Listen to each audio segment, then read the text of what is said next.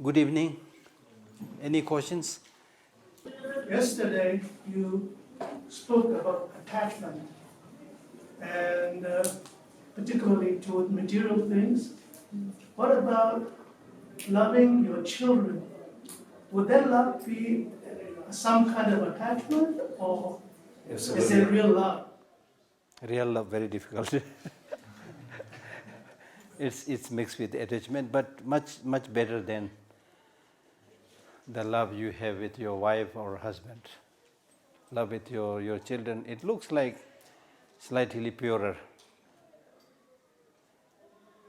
Slightly purer, but still, of course, attachment. Because the reason that you love so much to that child or to that husband, to that wife or to your relatives is because at the end of the day, if you are asked why you love your parent, children so much, then you will say, this is my children, my husband, my thing. Because they are you almost consider them like a possession. My child, anything that belongs to is important, right? A clear indication is normally, for example, if the husband and wife or with the grown-up children, you have very close relationship, and you might even go to the extent of saying that I love my children so much that I can die for them, right? But the moment there is a disagreement with your relatives or your children and so forth, and particularly if there is a big fight and argument, then you will always say, I am right, you are wrong, my dear children. You are wrong, my dear husband. You are wrong, my dear wife. So at the end of the day, the one that you will really very strongly defend is yourself, not your relatives, not your children, not your wife. Because you are the most important thing. I'm not saying this is true with everybody, but generally speaking, it's like that. So there is this possessiveness, this attachment. There is a beautiful verse in Madhyamika Avadara. Thangbo ngashe dala shenjurching. Dagin dishingola chachebe. Sujun chenda rama meba yendola nyingje churkan tela. Meaning that we end up cycling in this samsara because of this conception to myself, grasping to myself, then grasping to mine or what belongs to you, my husband, my wife, even my jacket and things like that. And because of this grasping and clinging and obsession to you and what belongs to you, you get entrapped in the samsara, just like rings of bucket in a well. Right? This is what is said in Madhyamika Avatara by Chandrakirti. Like rings of bucket in a well. If you look at the rings of bucket in a well, the rings of bucket, turn around, bringing water, and while bringing water, and when it is pulled up, the buckets hit against the wall. So most of the buckets are like broken, rusted, So in the samsara, we have this kind of problem, you see, this kind of problem, right? So this is a very important question, because ordinarily it's very difficult for us to love somebody without attachment,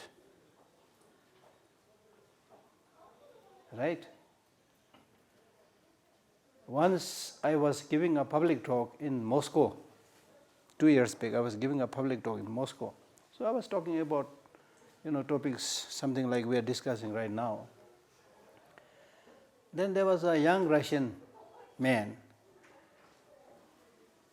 He asked me this very pertinent question by saying that if everything is impermanent, doesn't have independent existence, then how can I love my girlfriend? He asked me this question. He's asking this question because normally when we love somebody, we tend to think, this is the object that I love, and this object is 100% beautiful. And you even start thinking that this object which I like will be there forever. If I ask you the question, of course you will say, no. But that's not how you think by your unquestioning mind in your regular life, right? So therefore he was asking me, if things are impermanent, doesn't have independent, inherent existence, how can I love my girlfriend? Then I answered by saying, if you are able to see clearly the impermanent, transient nature of your girlfriend, lack of inherent existence of your girlfriend, you will actually love your girlfriend much more than before. Much more than before. This is the interesting paradox, you see. Because if your brother, sister, girlfriend, whoever, once you realize they are impermanent, they will be gone anytime, they will die anytime, right? So once you have developed this understanding, then that gives the implication, now is the time to look after each other. Because tomorrow they may not be there. Now is the time to live harmoniously, to help each other. Makes perfect sense.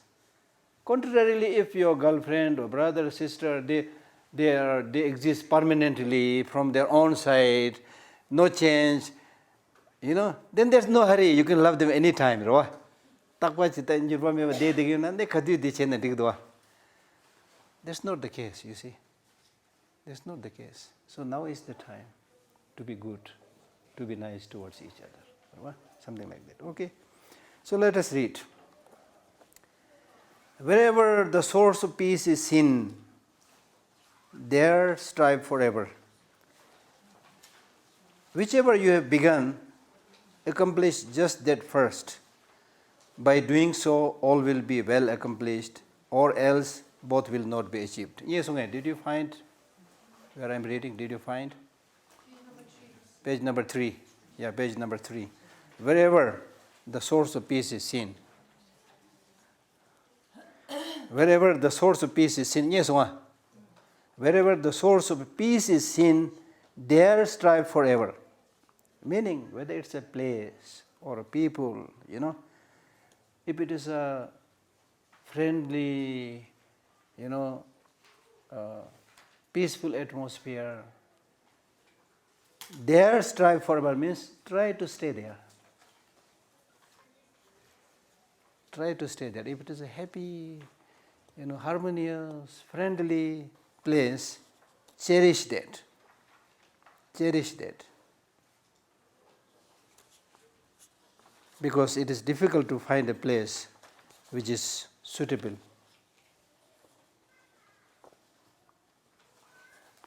Next one. There are many more verses, so we'll read all these verses. Wherever the source of peace is seen, there strive forever. Whichever you have begun, accomplish just that first. Meaning that don't start everything. Don't start too many projects. A little bit here, a little bit there, not completing anything. Don't do that. Don't do that. Start one thing, think carefully, and whichever you have begun, accomplish just that first. Otherwise, throughout your life, you will start many things, never accomplish anything. Even in today's management course, this is highly, highly encouraged. Because if you start one thing and finish it, that will energize you. Go for a few days holiday. You finish something, you feel energized and you get extra energy to start another one. And if you don't do that, with ambition, with the desire to get more money, if you say yes to everybody, start this, not being able to finish anything, that will really, really make you stressed. So don't try to do too many things. Do something which is meaningful.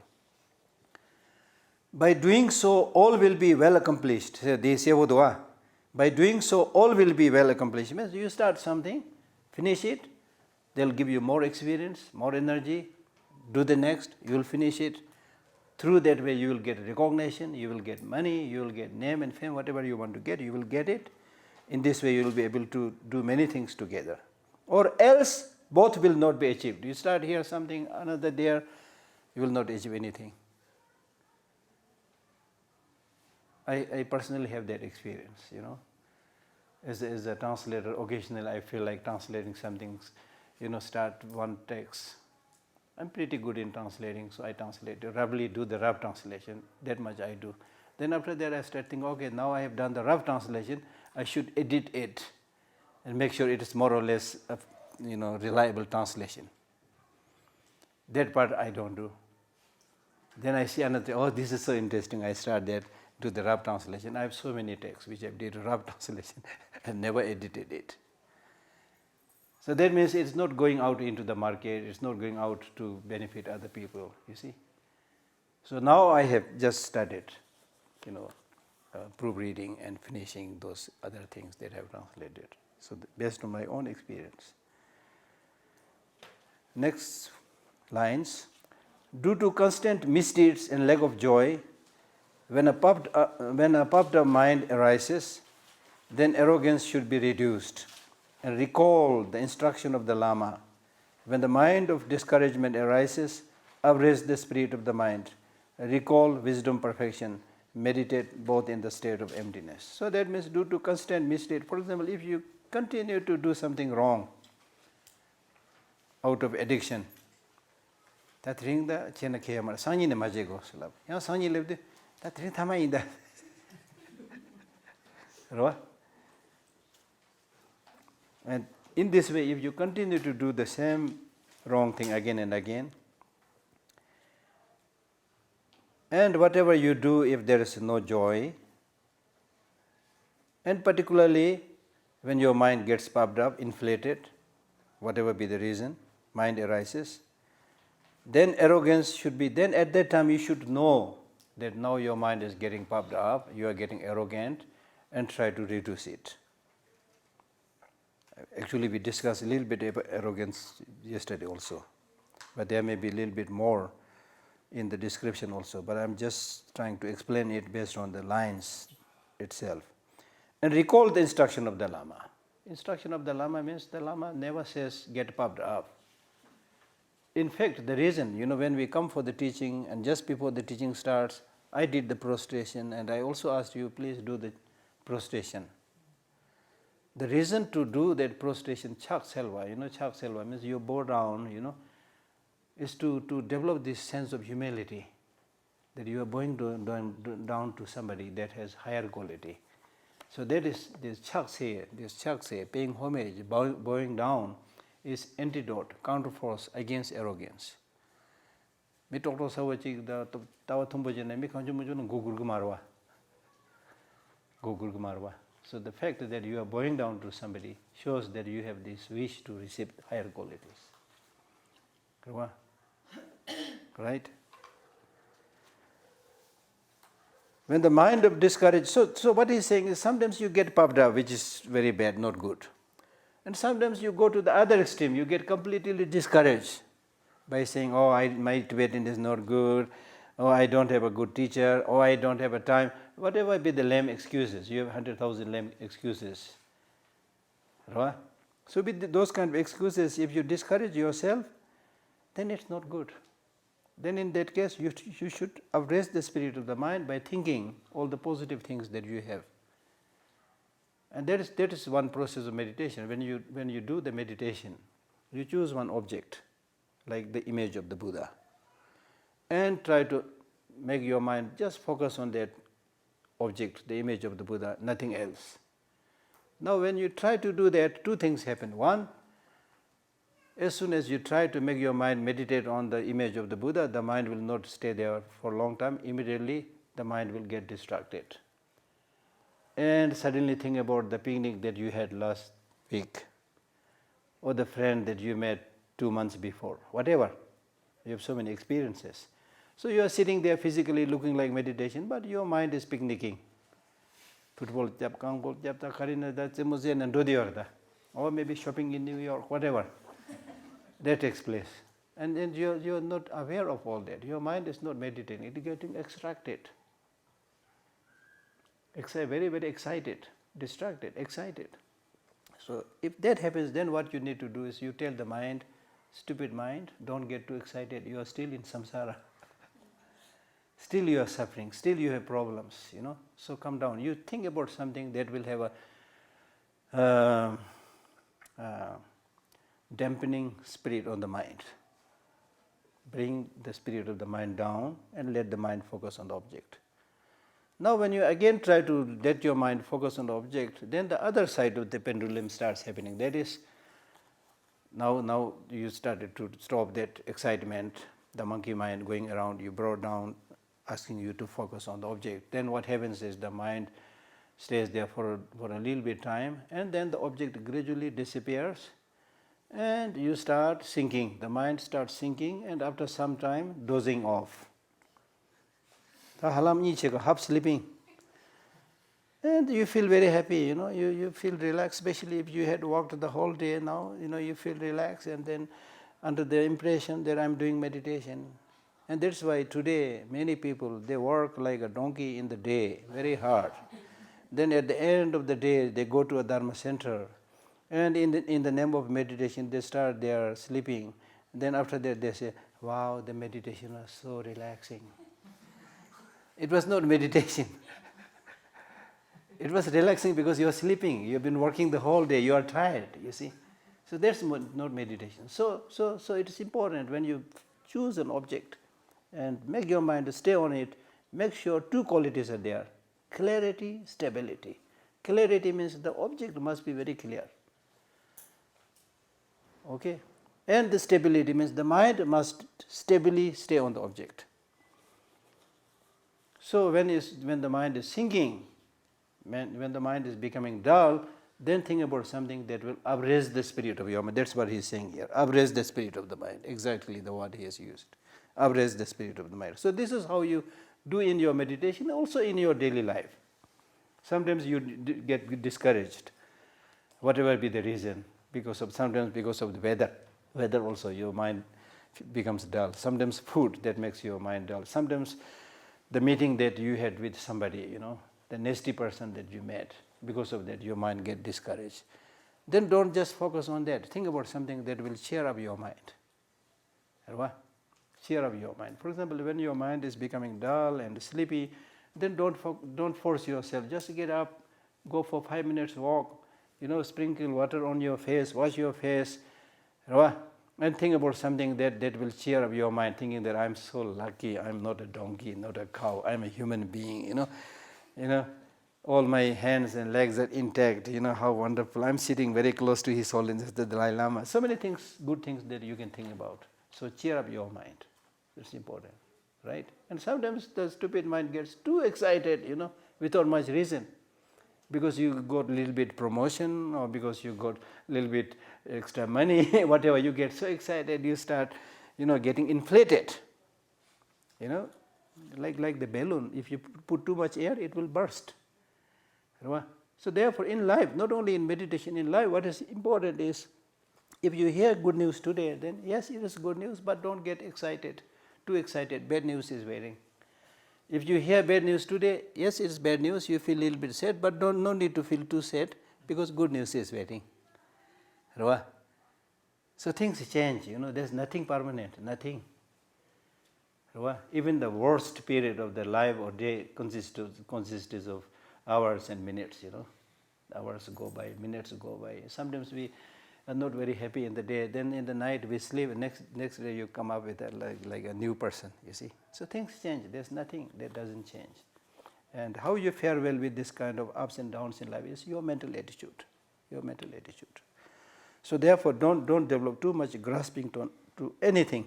Recall wisdom perfection, that means develop that wisdom which is able to see the reality. Like for example, if you look out from the window, if you see a beautiful rainbow, you feel excited, you clap your hands, wow, beautiful rainbow. But if you try to go and catch the rainbow and get obsessed with it and try to catch the rainbow, will you be able to do that? You will not be able to do that. Similarly, the people, the things that we relate to in the true sense of the term is like a rainbow. There's no essence. With you, with others, there's not much essence there. things exist. Yes, things exist, but they don't exist as we think. How we normally think. With our unquestioning mind, how we think. We think things will stay forever. I will enjoy forever. My friends will be there forever. You see? Then unfortunately when somebody suddenly dies, you get completely shocked as if something impossible has become possible. That's not the case. You should be ready with all those changes. So therefore, the key question today, or even otherwise, is finding happiness in a changing world. Mark these words. Finding happiness in an uncertain world, which means impermanent world. And this thing called impermanent and uncertain thing is not something the Buddha made. It's the way things are. So the question is, when everything is changing momentarily, not only day by day, hour by hour, but momentarily everything is changing. So how would you find happiness? That's the question. And at the end of that, you are also going to die. So how would you be able to enjoy life? So it's wrong to think that I will enjoy my life, I will be happy only if the life, if there's no death. As long as there is a death, I cannot enjoy. That is wrong, completely wrong. Because the key point is that you be happy today. Don't worry about tomorrow. Today is cash. Tomorrow is post-dated check. Right? Hindi में बोलता है ना, कल किसी ने देखा. So why you are worrying about something about which you have no idea? And even about the past also, you can learn a little bit experience from the past, but past is gone, it's like a dream. So why you get too much obsessed with the dream? If you had some beautiful dreams last night, and then for the rest of the life, if you keep on saying, oh, at particular time I had such a dream, and then you get obsessed with this dream, people will laugh at you. So the life that has gone is like a dream, really like a dream. So focus, be happy right now. That is what he's saying. Then of course we should aim to get the long-lasting happiness. Meditate both in the state of emptiness. So at the end of the day, whether it's a big achievement or it is a big loss, at the end of the day they are all in the nature of emptiness, meaning none of this has independent existence. Now this, of course, when we talk about emptiness, is very subtle, very subtle. Emptiness is equal to zero in mathematics. Zero doesn't mean it has no value. If you say I have zero money, you have no money, right? But in mathematical calculation, it is because of the zero. And actually, there's a long story about zero. People had difficulty accepting this concept called zero. For 400 years, they did not accept. No, zero, don't use zero, don't use zero. There's a long story, very interesting story about zero, right? So anyway, after 400 years of discussion, they accepted the concept of zero, and that zero became the foundation of all the higher mathematical calculations. So similarly, this concept of shunyata or emptiness is the foundation of the Buddhist philosophical, any other philosophical, especially Buddhist philosophical tradition. So both these two great concepts, the mathematical concept of zero and the philosophical concept of emptiness, originated in India. So there are a lot of similarities. As far as I know, there's a lot of similarities between the two. And therefore Nagarjuna said, to whom emptiness is possible, everything is possible. To whom emptiness is not possible, nothing is possible. Right? So therefore emptiness is not equal to nothingness. We are not saying things do not exist. We are saying things exist. We are not crazy. Buddha is not crazy. He is saying, you are there. I know you are there. I know I am here. I know you have feelings. I know I have also feelings. So on that conventional level, things exist. But what he is saying is things exist, but they don't exist as you perceive, as you think. Now how do you think? Or how do we think? We think things not only exist, but they exist independently. This becomes so clear, for example, in terms of your relation with your enemy. You will not see enemy as just existing, but you will see enemy, 100% horrible. Magasaji yuna. Tengi konyam the karke share. Chichinare, Yamachi Yusho, Pet Mitili do a setting yoma. Something like that, completely incorrigible, completely 100% negative, which is not true. Then to the other side, your friends, relatives, you don't only think they are good, but you think they are absolutely wonderful, 100% wonderful. Rangun to be yagbo, rangun to be duksha, some lokorgdua. But there's nothing like that. Everything exists in terms of, many causes and conditions together. So that you need to understand. That is what he's saying. So things exist, things do not exist independently. Now what I'm saying is philosophically it is like this. Things exist, right? When things exist, there are only two ways of existence. Only two possibilities. If things exist, they should exist either dependently or independently. Dependent existence, independent existence are mutually exclusive. It has to be just one of them, cannot be both. Dependent existence, independent existence are mutually exclusive. There is no third possibility. So now we have to decide, based on our experience, which one seems to be true, existing dependently or independently.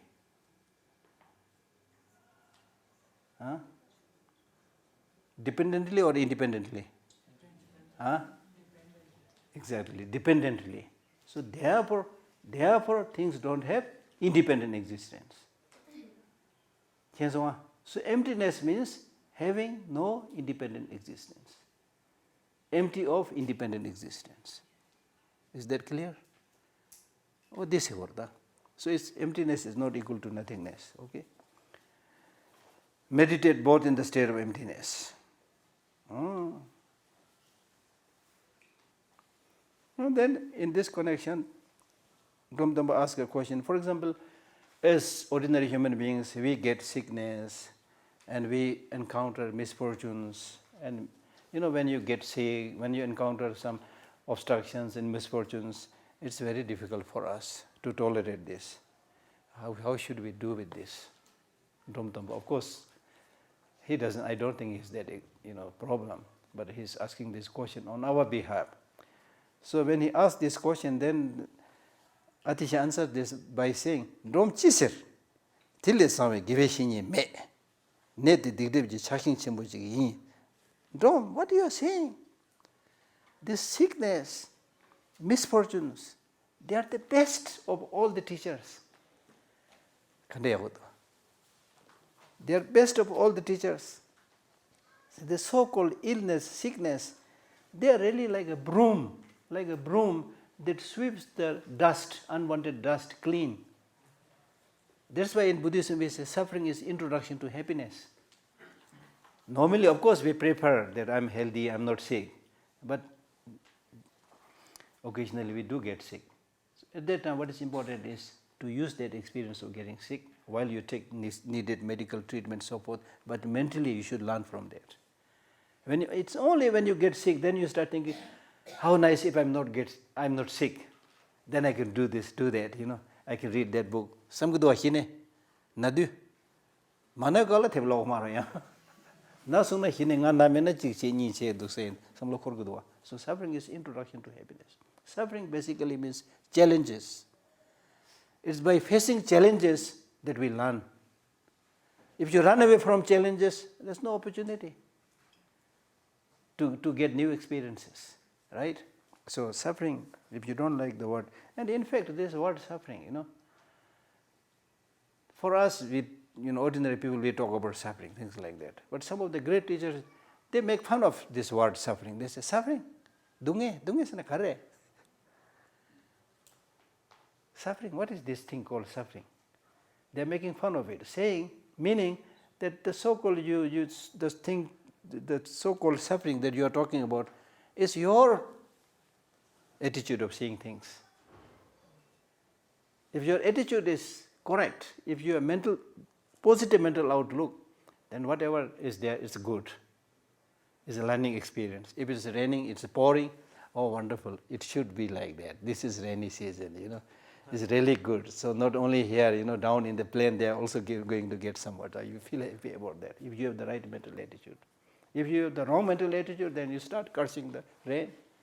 Damn this rain, non-stop rain. What is happening here? The same situation, same event, one person enjoys it, another person feels sad. So there's the point. Oh yeah. And then about the arrogance and puffed up mental attitude that we spoke earlier, he says,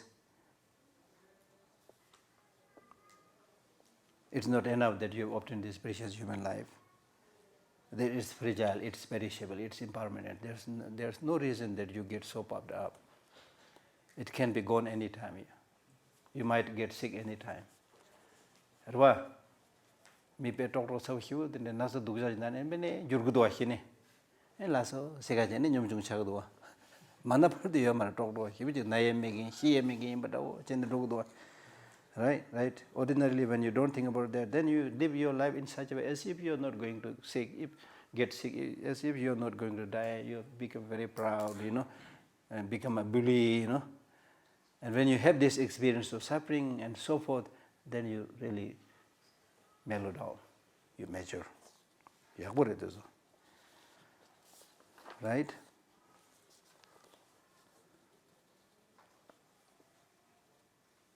And then he also gives a little bit of warning, unless you be very careful, the so-called your practice also become distorted. For example, even if you are, let's say, meditating on kindness and compassion, it is possible you at the same time get discouraged. And even when you meditate on joy, it is possible to develop excitement, which is an obstruction to meditation, as I explained earlier. We are talking about meditation on the 4 immeasurable qualities. So there also, unless you be careful, it is possible that you fall into some of these traps. Like, for example, if you are meditating on loving kindness, compassion, you might fall into the trap of discouragement. If you meditate on joy, it is possible to fall into the trap of excitement. If you are meditating on equanimity, you might fall into the trap of ignorance or ignorance. So therefore, don't just meditate on one, meditate on all of the 4 immeasurable qualities. They are Boudoir. Oh yeah. So this is basically he is saying that you should find the root cause of suffering and eliminate mental sinking and mental excitement. Then in the next lines he says, where the objects of attachment and hatred appears, see them as illusions and emanations. When unpleasant words are heard, see them as an echo. When harms arise to the body, see it as a result of your past actions. Maintain a positive attitude in any particular place, in association with any people. If attachment and hatred appears, then see those objects, from where attachment and hatred arises, as we already discussed with the concept of emptiness. See those objects of hatred and love as an emanation, And then somebody says unpleasant words, see them as an echo. Or see it as something, that you've recorded in your tape recorder. Tape recorder na chu chirgin reda, mi dukja reda, tape recorder na lu, ndi tan suzu kona lung lang marwa. Tape recorder paango di lamne tape recorder chi hiu marwa. O di na shi che gole, esi gole ta. Di na shi che gole esi. Di jumze hiu duwa. Rwa. When harms arise to the body, instead of complaining that person who has harmed you, and see that as a result of your past action. And harms do come not only from human beings but also comes from weather, comes from external situations and events. Like even if you are walking carelessly, moving your hand, and if your hand hits on a thorn, then the blood oozing out, will you go and hit the thorn? Because the thorn has harmed you. You will not do, because the only reason you will say is because although I got harmed by the thorn, but thorn did not do it intentionally. The thorn has no motivation. Deal of grace, deal of grace. Now in that case, Shantideva says, when somebody harms you, also don't get angry to that person, but the source of that anger in that person, the source of that harm that come from that person is anger, negative emotions. So you go to the root.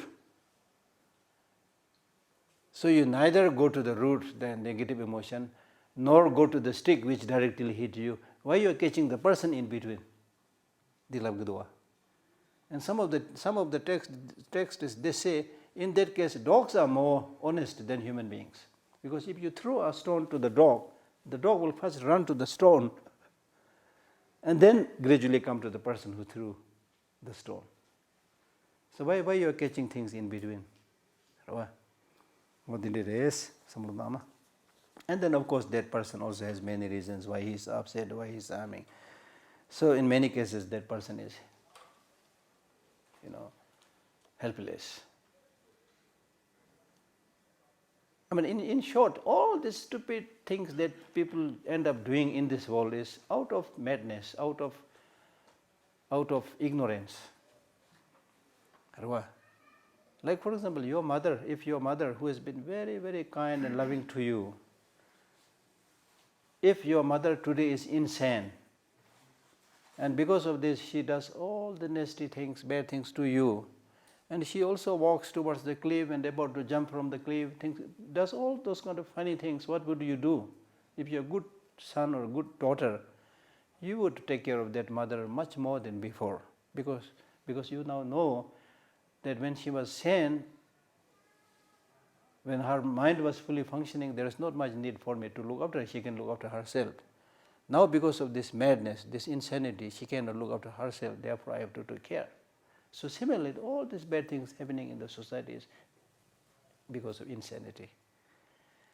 So therefore there is reason to show more love and more compassion when people do bad things, rather than get angry and develop hatred and things like that. It makes big sense. Because when you are under the compulsion of negative emotions, not only people harm others, they even harm themselves, they even commit suicide.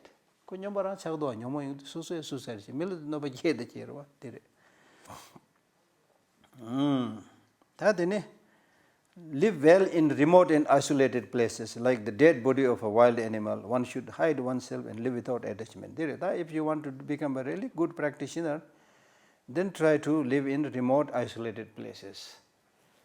As Shantideva and many great teachers encourage by saying that if you live in isolated, remote places, you will hear the singing, the chirping, the singing of the birds. None of these birds and monkeys, they will say anything bad about you.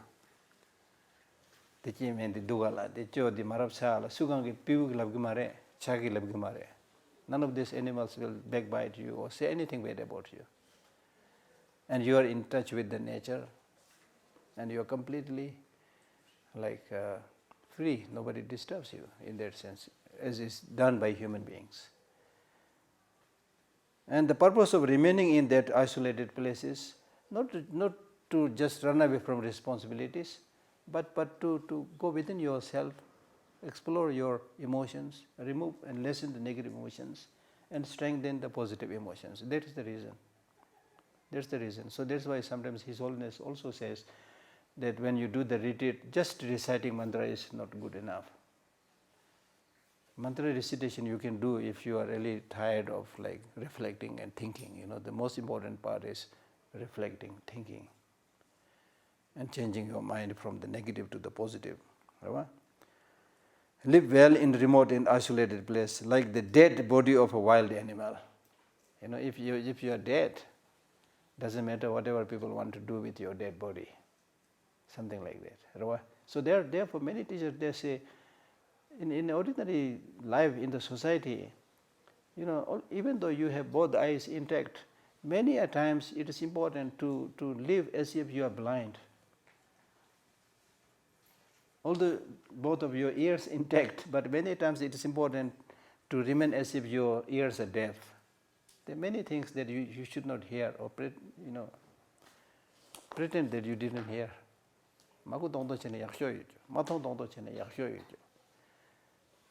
When we don't have complete control over ourselves, and then on top of that we see so many things, hear so many things, and we run after the gossip, and then unnecessarily make unhappy. You take sides, sarva chokto chigache, joyeni yamar darwa. Susurango mateme mi chudo chigache, parkyo, chukyo, ne chigre, nire, love, solung par, tanda meva nangle in a solung par. No use at all. That's why he told this. It's so wise. These Buddhist teachings are so wise. This is like, for example, our dealing with the Chinese leaders. Say nice things to them. Talk about negotiation. Talk about dialogue. Talk about non-violence. Talk about compassion. That's all what His Holiness is doing. And he discourages Tibetans saying bad things, using harsh words against the Chinese leaders.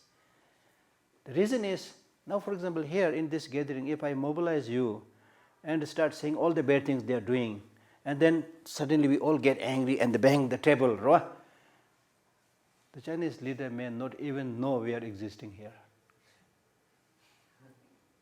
They are sipping nice cup of tea, watching a movie, whatever, Here we are, out of our own negative emotion, we are suffering.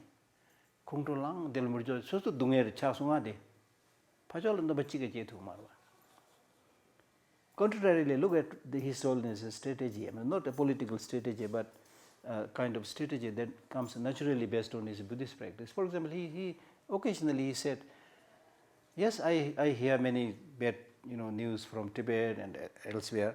So what I do is I try my best to solve that problem, and after having made all the possible effort, if nothing is possible, nothing can be done, then I don't pay too much attention. I sleep peacefully.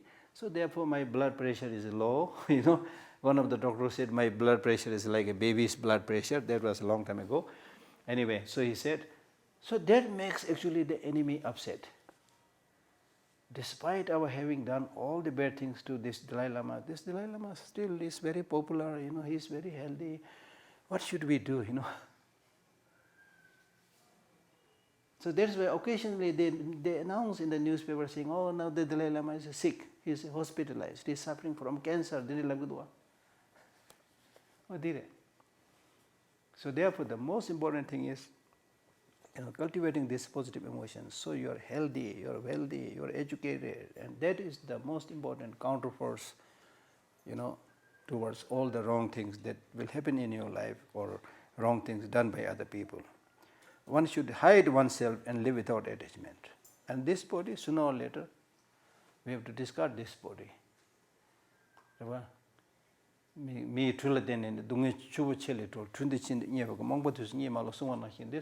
This body is like a boat, and use this boat to cross the ocean of suffering.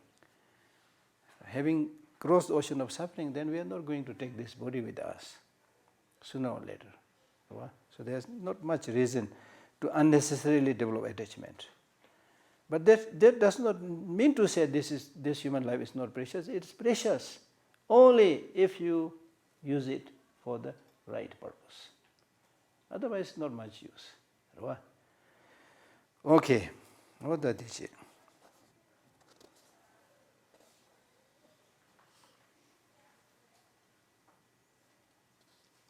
We have not much time. There are so many things to say. So in short, he says, in terms of these virtuous practices, nobody will do it for you. You have to do it. Okay. Always be firm with your commitment, and when laziness and attachment to sensual pleasures arise, then rebuke and scold yourself and call the essence of ethical conduct. So briefly I explained this also. Always be firm with your commitment. Nyere sejam is sundusam sejawadi. For one day you are so excited, you forget even your food. So this Buddhism is so good, wonderful. You make a lot of effort for 1 or 2 days. After that, you completely forget your practice. Nyere sejam is sundusam. Lama thane kebe komand. As soon as you study, you wish to become a learned person. Hyasum learns the Jime English. After 3 days, there is no trace of your practice. It's all taken by the thief, distraction. Such person will get nothing. So you make effort like the running stream. You know, the stream will run day and night. It will not say that it's day, now I will run. It's night, now I'm not going to run, I will take rest. It will never say like that. Similarly, our effort should also be continuous. Right? Oh yeah. Anything, one very important thing here he says is, for example, a question is asked by saying that at the end when you are going to die, how should you die? How should you die? In other words, how should you face the death? He says you should die like the animals die. Atisha answers this by saying you should die just like the animals die. You know, human beings are so worried about the death. Animals, I don't know whether they are worried or not, but they're very convenient. Death. So he says, die like an animal. And then he says, what is their process of death? What is their process of death of animals? He again asks this question. And then he says, the animals, they hide their dead body by themselves, something like that, you see. Right? And then says, who will, after you are gone, then who will do this purification practices of burning your bones and things like that. He says, this should be done by the morality that you have practiced. Sutum yago songana sikjang di chigres. Tiga se molam jamne jig chede hyu pheng ya mar sigwa. Sutum songla. So the first process of burning your body or purification is morality. Second is having no attachment to your body. Third is if you have undertaken some practice and achieved a little bit of a secure spiritual level height. And fourth is protecting the samsara. That means probably protecting the people who are suffering the samsara. Oh, sorry. No. This is, I think, wrong typing. Korwa kyoba in samare. Korwa kyoba, I don't know. Kyoba sedusha. Probably protecting the people in the samsara, something like that. And the fifth is that you should have realization in terms of having removed the negative emotions, in terms of having cultivated the positive emotions. So therefore, the good things must be practiced by you. Oh yeah.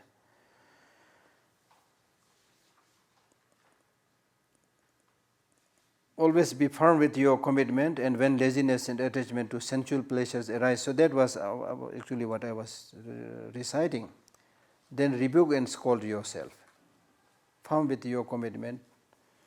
Don't make a commitment easily. If you make a commitment, make sure that you are able to observe it.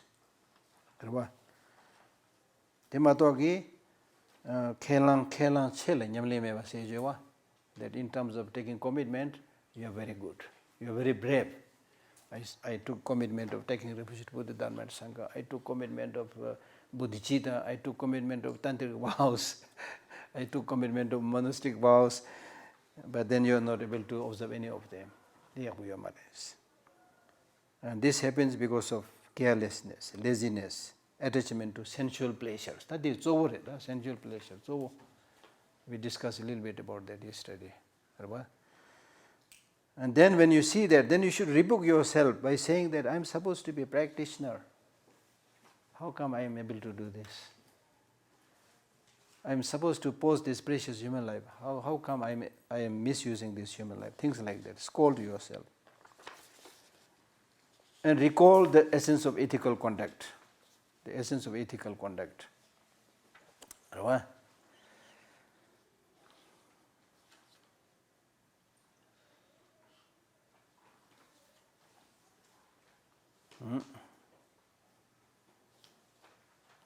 Ethical conduct basically means having a good understanding of law of causality. If you do good, have good. If you do bad, have bad. That kind of understanding. If possible, subtle understanding of functions of law of karma must be there. If you see others with calm and straightforwardness, speak honestly, give up grimace and scowl, and forever live with a smile. That means when you see somebody,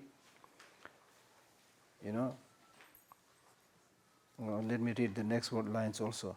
Normally when you see others, be not stringent but delight in giving and discard all jealousy. To respect others' mind, discard all disputations and forever be equipped with patience. So when question was asked to Atisha by saying, when you see others, how should you react? Of course you are going to see many people, so how should you react? He says, when you see others, be straightforward, be honest. In case if somebody harms you, then how should I behave? Then he says, in response, don't use harsh speech. Now even if I don't respond, if they harm me, what should I do? And then you meditate on non-conceptual state and just give a smile back. Then you go to me nyam nyu then during is lam like mixum gemuji ge de den phajo hira ches mdo. The situation gets worse because if both sides flare up. But if one side, it happened with me also. Sometimes some people come without any reason, quite upset and angry, ready to fight, And sometimes I realize that they are very angry, whatever be the reason. I said, oh, sorry, I'm very busy right now, I'll see you later. They never come back. Because they don't remain angry 24 hours, Whatever be the reason for their anger, if you give them a little bit of time, then the anger goes down. They realize their mistake, they never come back. And sometimes I tell them, okay, please sit down, explain to me what you want to say. Then they also changes. So their tactics are there. I'm not saying we can always practice that. We also get angry immediately, The tabhi dua. And then Domtoma again says, all this you are teaching is wonderful, but these are very difficult practice. And then Atisha answered, this is difficult, that's why you collect merit.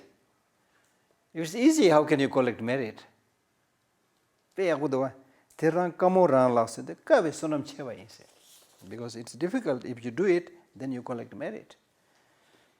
Then again Domtoma asks, how are you going to get that big merit? Because you collect merit because you know how to practice. In the face of such difficult situation, you are able to practice. Therefore, you are able to collect great merit.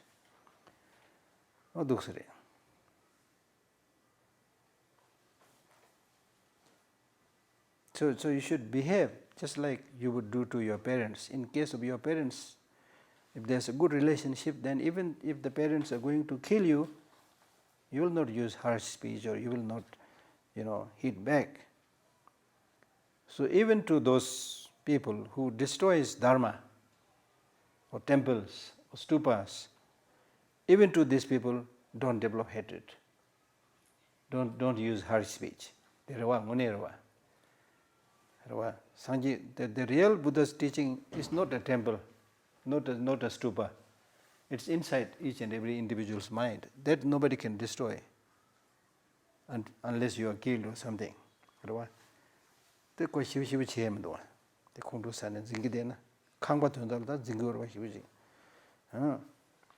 And he clearly says here, even if your body is destroyed, Buddha's teaching cannot be destroyed like that.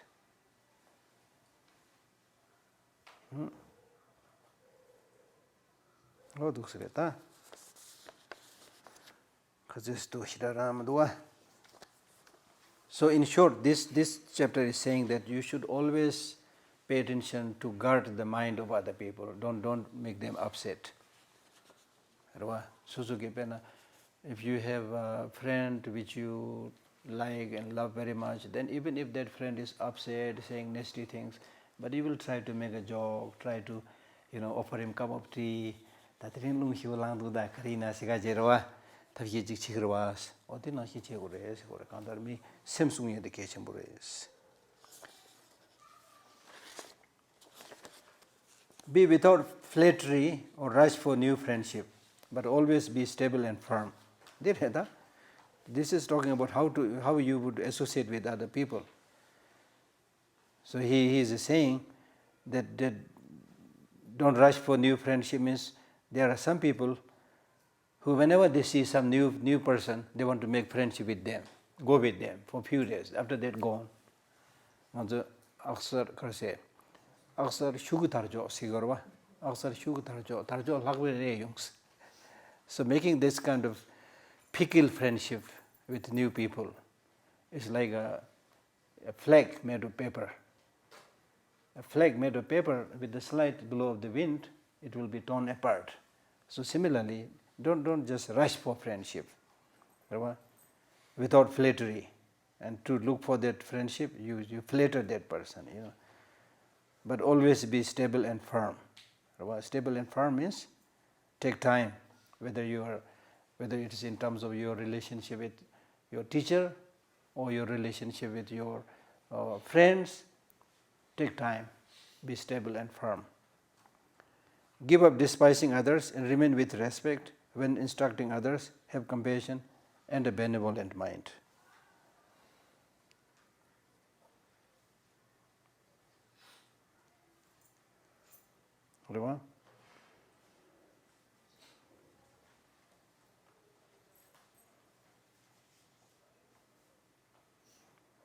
Give up despising others, looking down upon others. Whoever they are, even if that person is a beggar, or looks shabby or dirty, or uneducated, whoever they are, don't despise, don't look down, because you never know who that person is in the true sense of the term. And in ancient times there are stories of great teachers coming in the guise of beggars. Even otherwise, the very reason we talk about getting enlightened is in terms of these mother sentient beings. When we talk about mother sentient beings, it includes all sentient beings. It is in relation to these mother sentient beings we are able to develop compassion, we are able to develop patience. So many of these good qualities we talk about is possible to be developed in relation to with other sentient beings, not with the rocks and trees. So therefore cherish these other sentient beings highly, and remain with respect. When instructing others, have compassion and benevolent mind. For example, if you are a teacher or even otherwise, if you are instructing others, then do it with wholeheartedness, with genuine compassion and concern for the well-being of that person, with a loving mind. But if you instruct others so that you are able to take advantage of that other person, you do that so that you become famous and great recognition, things like that, then it's like this is called, if you do that, then it's called the gourds becoming devils, the medicine becoming poison. The Chuyin and the mean and the Yabuchik local Pisho Dansuna, Tiliduga Yamarwa, Tiliduga Yamarwa. Tiliko Tangbune Kaya me Lavshana, Kuke Yamarwa. Oh, did it. So see all these sentient beings as your mother sentient beings, and develop that compassion as if they are today fallen into a pit of fire. And among sentient beings, you see so many poor people, deprived, suffering from hunger, thirst, having no clothes to wear. So there are plenty of areas among sentient beings, focusing on which you can develop compassion very easily. Kali shivu jabu do ami chuma do ningje gumani jesum jajara etan da lape shivu kali jabu do. So through this kind of precise understanding of how sentient beings are suffering, you will be able to develop a kind of feeling which you cannot control, yin image. Try to develop that. For example, if your own daughter or son is today fallen into a pit of fire, how would you react to that? If you hear that your daughter or son is fallen into a pit of fire, immediately you will run. Forgetting about yourself, you will run to save the life of that daughter, that son. So with other sentient beings also, in the beginning, of course, you may not be able to develop such intense feeling, but at least you develop some kind of concern. Nyingje sabadachi, right? Karchena chasing and tendel mai bachene. Because then, at such a situation, you will stop all so-called important activities. You will just run to save the life of that son and daughter. Right? So this topic is primarily talking about always. The essence of Dharma practice is always trying to benefit others, directly, indirectly. The more you try to benefit others, the more you will forget your worries. It's an interesting, thing that the more you think about yourself, chik digmendo, nyin digmendo, sumimendo, himendo, ngamendo, khange kore yomare. Any simple gay marekone gay, pegol nyermale marekone le. Many cases of people, becoming old when it's not time to becoming old. Wrinkles appear on the forehead when it's not time to develop wrinkles on the forehead. Die when it's not time to die. And most of this is because of your unhealthy state of mind. Unhealthy state of mind. Now today it is scientifically proved much of the even physical illnesses that we encounter are related to your thinking process, your mental attitude.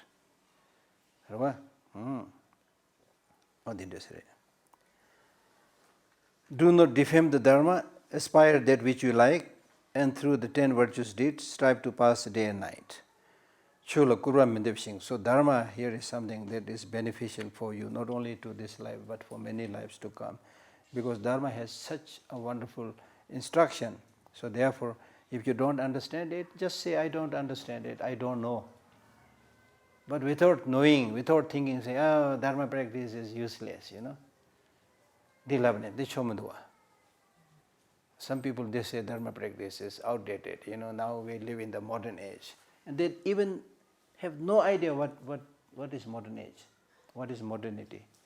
What is the meaning of modernity? Modernity is not having high-rise buildings, and in between these high-rise buildings there are nicely paved roads. On the nicely paved road, many cars are rushing. That is not the meaning of modernity. Modernity, in its true sense of the term, is actually like the teaching of the Buddha. Modernity means when there is equal respect to men and women, when there is respect to the environment, when recognition is given to people's performance, people's merit, not in terms of whether their parents are son, king or queen, not like that. These are the concepts outlined clearly under the title modernity. And people don't understand that. People think modernity means high-rise buildings. Because in those high-rise buildings, many people are suffering from loneliness, depression, and so forth. So therefore, from that point of view, if you think about the concepts of Buddhism, it's highly, highly advanced. Like, for example, today's talk of the town, globalization. People are talking about globalization if this is a big statement, big thinking. But globalization, we are talking only about human beings. It's not talking about all mother sentient beings. Even among sentient beings, globalization basically talking about business, marketing. Globalization. Buddha taught about taking care of all mother sentient beings. So therefore, with such precious teaching, if you just without knowing, if you say bad things, it's not good.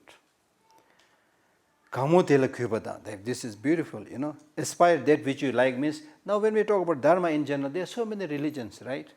Christianity, Islam, so many things. So he says, aspire that which you like. Out of this many teachings, many dharmas, many religions, take that religion which you like. If you like Christianity or Islam or Hinduism, whichever you like, you take that. And what is important is take the essence of the Dharma, undertake 10 deeds, which means reading the Holy Scripture, giving, charity to others and things like that. And this kind of practices are encouraged in all religious traditions. So through doing these good things, you should pass day and night. That's how you should lead your spiritual life.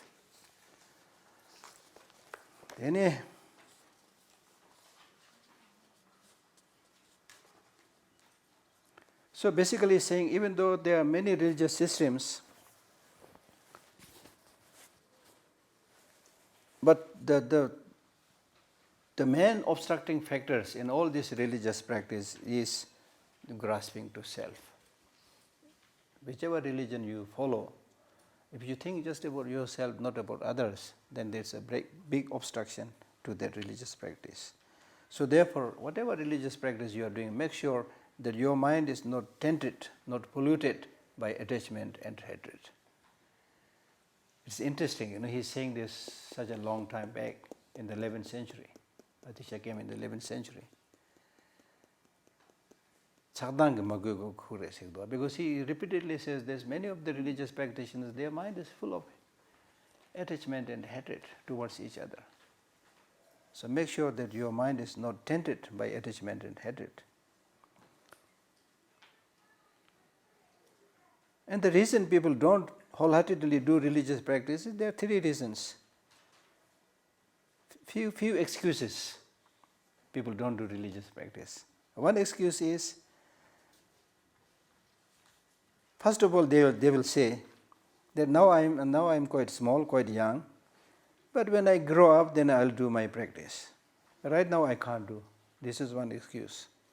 And then gradually when you become adult, and then he says, right now I'm an adult, I'm still not old, and also not too young.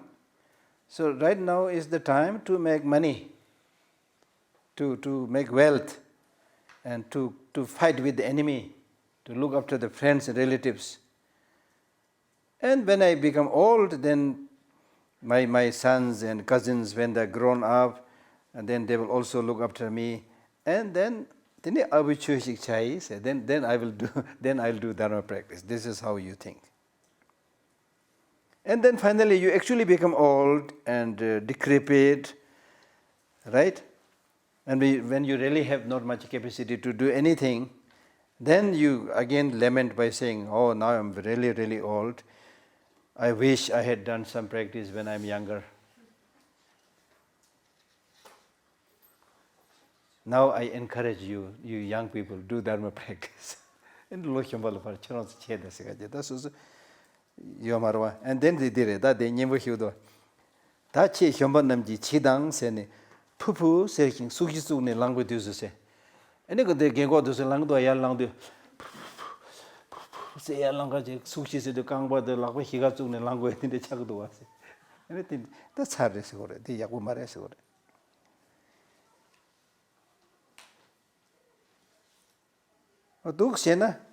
Throughout your life, if you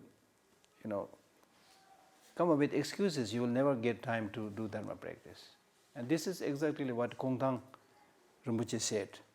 Tamju chiju majung nishuchi, not being able to do Dharma practice, 20 years passed. Chego samni nishuchi. I will do Dharma practice, but never being able to do, another 20 years passed, 40 years passed. And then the next 20 years you say, majung sani nishuchi. I could not do Dharma practice, This is your empty biography. Biography of your empty life. Sanji chigi, Nanji chigi, Kala say in the Jangamudua, tak. So the interesting, the good thing that we need to think is this spiritual practice is food for the mind. Food for the mind. Just as we give food 2-3 times to the body, similarly for the nourishment of the mind also we need to do these practices. Whether you call it Buddhist practice or not, but you need to continuously cultivate that healthy thinking.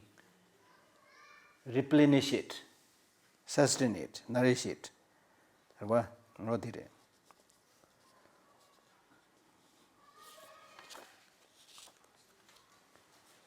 Ende dinada kongi kapjon rawo dende kashi duda. SS dende duwa. Mata metaba kechik ma rea me gombar se parta surda se.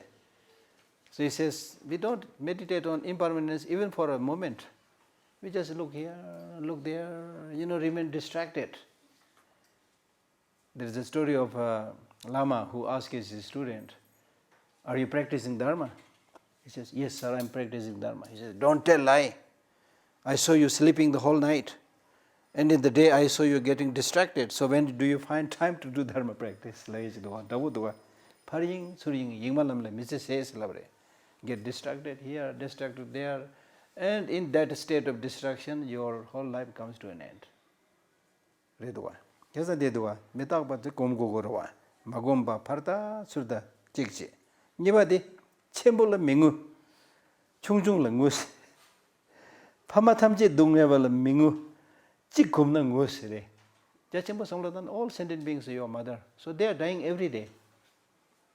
If you read newspaper, you can see that. Every day. Thousands are dying every day. There we don't shed tears. And when you are one parent, the so-called parent of this life, that person dies, you cry. Michik shinangu. Mangbo shidu mengu. Pama shenta shidu mengu se ta samla chungdare se gore. Chikpu te yang tau tu chichi cheba tela mengu war. Lenchik sheba tela ngu. Even in the case of this one person, of your relative or friend who is dying when you during which you cry, and even this person, when he is dying and taking birth every day, you don't cry. Finally,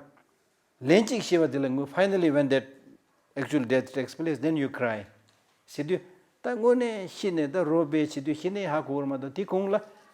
Nima relation to Shigiyore, Nima relation to Chigiyore Seore. Think Mugumuduas. Rwa. The Shukchambushamudua. What the Tindesoro Manguchidua? Tita with Chuba Kala Gurva. So don't defame, don't say bad things towards any religious practitioner. Chilung Naso Wachigongway, some Becherso Machung Nate Choway Kadedu. There are many processes of doing religious practice. So long as their mental attitude is correct. If they have an unmistaken mind, wish to help others, not to harm others, that's enough. That's the right demarcation of a good religious practitioner. So the most important practice is keep these teachings in mind.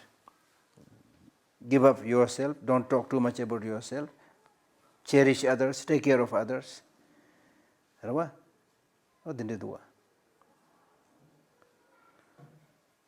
Virtue as accumulated in 3 times be dedicated for the unsurpassing great enlightenment, and the merits be offered to sentient beings. Always make great prayers of the 7 limbs. Doing thus, both merit and wisdom will be accomplished, both obscurations will also cease, and the actualized human life becomes meaningful. Thus one attains the unsurpassing enlightenment. So virtues accumulated in 3 times, past, present and future. Whatever good things you do, every time when you do a good thing, you dedicate it. May this good deed become a cause to become Buddha for the benefit of all sentient beings. If you do that, then it is really like depositing your money in a bank where there is interest. If you don't dedicate it, you do something good, then after a while you become angry, then that goodness that you have cultivated is destroyed. So dedicate it. Dedicate it. That's what he's saying. Dedicated for the unsurpassing great enlightenment means Buddhahood. And the merits be offered to all sentient beings. may they get benefit. Always make great prayers. Great prayers means focusing on the benefit of all sentient beings, not just yourself. Of the 7 limb practice, that means paying homage, making offerings, confessing your sins, rejoicing the good things done by yourself and others, and requesting the great teachers to turn the wheel of Dharma, requesting them not to pass away, and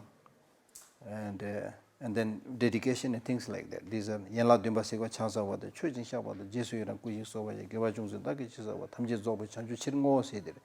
Doing thus, when you do your practice like this, then you will collect both merit and wisdom. That means you are able to develop love, loving kindness, bodhicitta on the one hand, and wisdom, realizing shunyata on the other hand.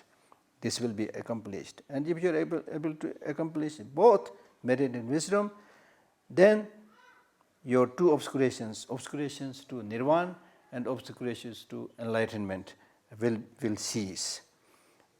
And if you are able to do that, in other words, if you are able to reduce negative emotion and also the imprints left by these negative emotions, then your life becomes meaningful.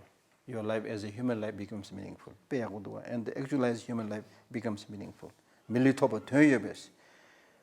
Thus, this is the process how one becomes enlightened.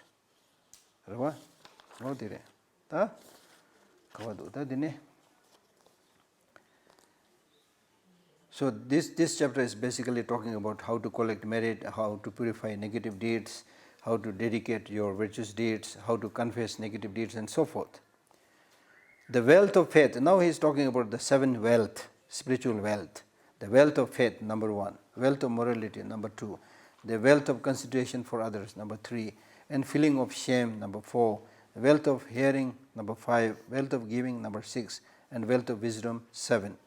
Are the 7 wealth. These aspects of wealth are the 7 inexhaustible treasure. Now look at this. If you develop this 7 kind of inner wealth, they will always give you a lot of benefit. Inexhaustible. That means if it is a gold mine, the more you exploit it, the more it will run out.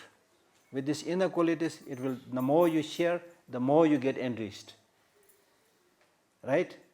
For example, I have one watch here. If I give it to one of you, then I am without watch. But when I share my little bit of knowledge to you, I get enriched. Nothing is lost from me. There's the difference.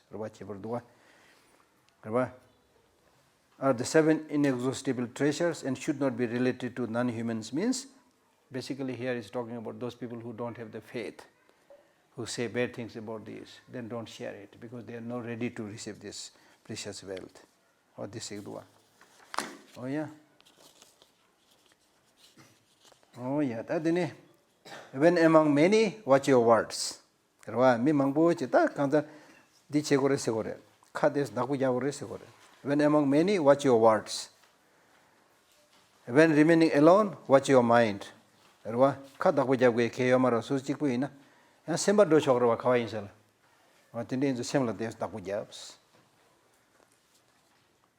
Now these 2 lines are taught by Atisha when Domdamba requested him, okay, now finally, please give me a profound practice which is really like the summary of all the teaching. Then he said, and when among many, watch your word. When remaining alone, watch your mind. Because if you don't watch your word, you will continue to collect negative deeds. If you get distracted, this also becomes a cause for negative deeds. Right? So using harsh word or using talking too much will stir up negative emotions. And when the negative emotions are stirred up, then jealousy arises, hatred arises, anger arises. If you praise one by talking, other gets hurt.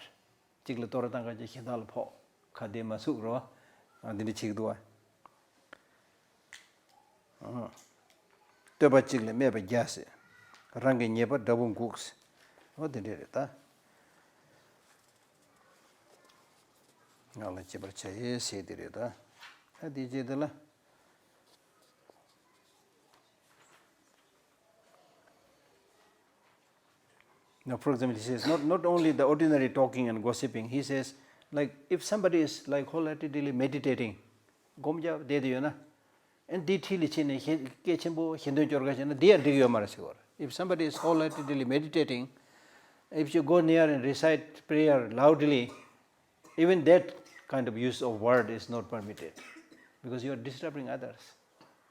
Tamila kanji nopa maji da parje maji go re se gore.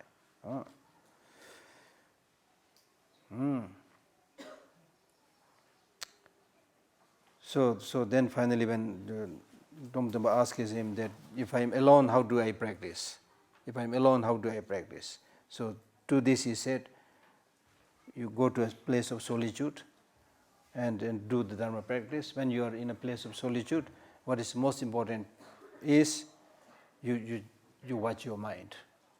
Physically you are isolated. Desa diri gal dena samlo thangla chamdene. Thomlo do de yorda. Yeg desa yeg de. Ngadu gen lage labnyo. My teacher used to say like that. When some of our schoolmates, like the present Kalyan Karmagili, we are in the same school. So some of the senior, the monks in the Institute of the Buddhist dialectics, in the very initial stage, there's not much distraction, so people are quite devoted. So some of the senior students, they wanted to go to mountain. And they went to my teacher and said, we want to go to mountain and Sambachigins, go to retreat and practice. And Gela is a very pragmatic teacher. He scolded them by saying, what are you going to meditate in the mountain without proper study? What are you going to meditate? You may end up staying in the mountain thinking about what is happening in the plain area. The Gela sung song a sewa ting do. Desa rigangla de samlo thang tang de yungu dua. So you go to a place of solitude, and then there not only physical isolation but mental isolation. Analyze your mind. And the beauty of being in solitude is that nobody will say anything bad to you, and therefore there is no possibility to develop attachment, hatred, and so forth. For example, even there, if your mind is getting attracted to some physical object, then analyze that physical object. Look at the shape and color of that object, how long-lasting it is, how good it is, and then gradually, you will be able to develop your attachment towards that, and you will not find anything, just like a rainbow, right? Oh, dusre.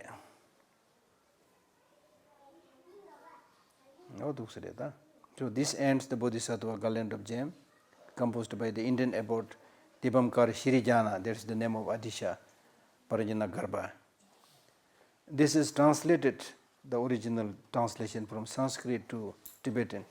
This is translated, proofread and finalized by this Indian abbot himself. Abbot himself means Atisha himself, and the translator Bhikshu Sutim Gyalwa, Nakzoloza Sutim Gyalwa, one very famous Tibetan translator who spent a long time in India, Bodh Gaya especially. And he was one of the main person who managed to invite Atisha to Tibet. Now the English translation. This unedited English translation is done by me, the stupid me, Geshe Lhakdor, at Shivesal in Ladakh, Garden of Peace, Leh, Ladakh, on 17 June 2003, as a preparation for His Holiness's teaching on this text. And His Holiness also taught Tsongkhapa's three principal aspects of the path from 1st to 4 July 2003. This translation is done primarily for my own practice, but also sincerely hope that this is of some benefit to few others. Odire. Sarva Mangalam. That declares Sama. Kama ni sumchido, Tiwachik ni si yonatang mena sarsum.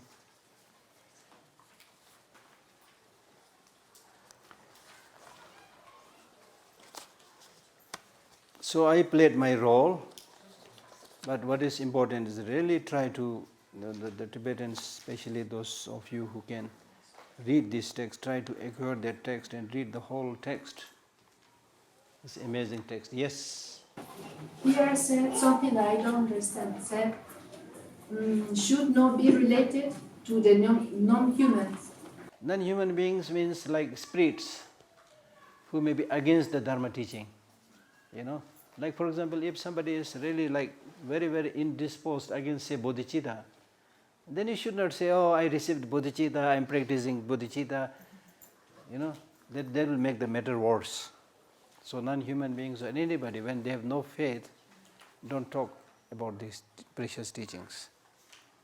And actually, many of this, like this is also very, very precious teaching. Normally, probably in ancient Tibet, many of these are not taught so easily publicly.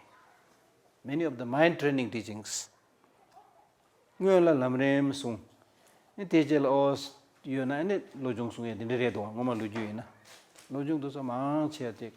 Halam sangwa soro da le lawo he menge chire do ta tingsan tizu la ta kawain sa sungu yore ko tukin jurwa na tinde re ma doge. So ancient times many of these teachings are kept a little bit secret because people may not be able to digest it, you see. So that's why sometimes just giving a short teaching, short explanation may not be very helpful. A little bit helpful but not much.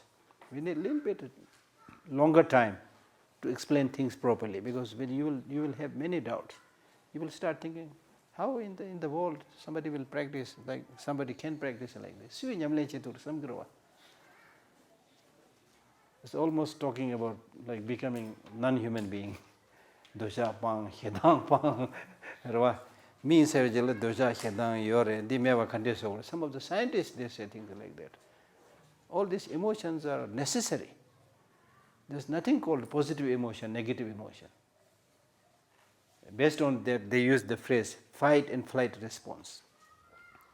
Fight and flight is possible because you have these emotions. So these emotions are necessary. If it is a fearful experience, then you, because of this development of fear, you fly or you run away. Right?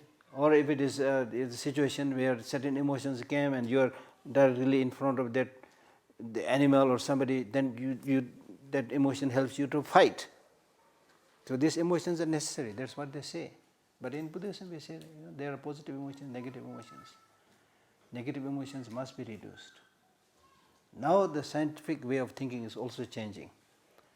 Now they don't talk so much about fight and flight response. They are talking about taking a little bit time, not to give quick response. Because they say if you remain peaceful and think a little bit, then the oxytocin, it's a substance which will calm your mind and give you clarity of thinking. And then that will help you what kind of counterforce you should take properly. Like Boudoir. So things are changing. Many things are changing even in the scientific world. In the classical science, they were saying that when you grow older, your mind will also stop functioning. You will suffer from dementia. Now they have completely changed it. Now they are talking about neuroplasticity.